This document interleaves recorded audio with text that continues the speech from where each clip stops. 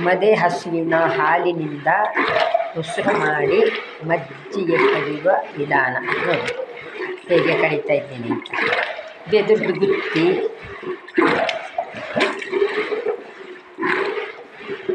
ಕೋಲಲ್ಲಿ ಚಿಪ್ಪು ಹಾಕಿ ತೆಂಗಿನ ಚಿಪ್ಪು ಹಾಕಿ ಅದರಲ್ಲಿ ಮಜ್ಜಿಗೆ ಕಡಿದು ಬೆಣ್ಣೆ ತೆಗೆಯುವ ವಿಧಾನ ನೋಡಿ.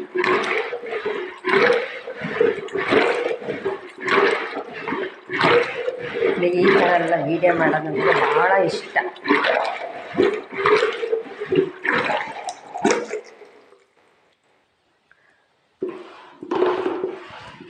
ನೋಡಿ ಮಜ್ಜಿಗೆ ಕಡ್ದಾಯಿತು. ಈಗ ಬೆಣ್ಣೆ ಹೇಗೆ ಬರ್ತದಂತ ನೋಡ್ಕೊಳ್ಳಿ.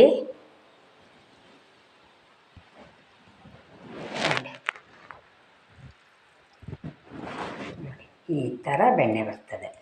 ಅದನ್ನಿನ್ನು ಒಂದು ಪಾತ್ರಕ್ಕೆ ತೆಗೆದು ಬೆಣ್ಣೆ ತೆಗಿಬೇಕು. ನೋಡಿ ಬೆಣ್ಣೆ ಈ ಥರ ಬಂದಿದೆ. ಅದನ್ನು ಇನ್ನು ನಾವು ಎಲ್ಲ ಹೀಗೆ ಮಾಡಿ ಬೆಣ್ಣೆ ತೆಗೆದು ಒಂದು ಪಾತ್ರಕ್ಕೆ ಹಾಕ್ಕೊಳ್ಬೇಕು.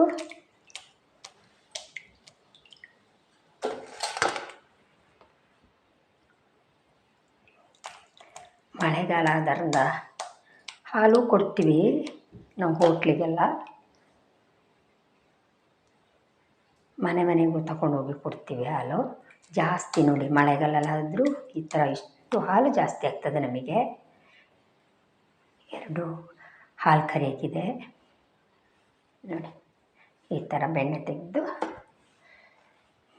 ಚೆನ್ನಾಗಿ ಬೆಣ್ಣೆ ತೆಗೆದು ಈ ಮಜ್ಜಿಗೆನ ಇನ್ನು ಯಾರಿಗಾದರೂ ಕೊಡ್ತೀನಿ, ಪಕ್ಕದ ಮನೆಯವರಿಗೆ. ಈ ಥರ ತೊಳಿಬೇಕು.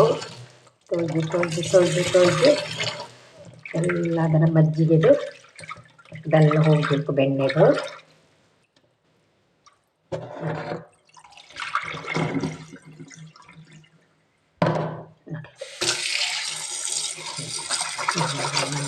ನೋಡಿ 3-4 ಸಲ ಚೆನ್ನಾಗಿ ತೊಳಿಬೇಕು.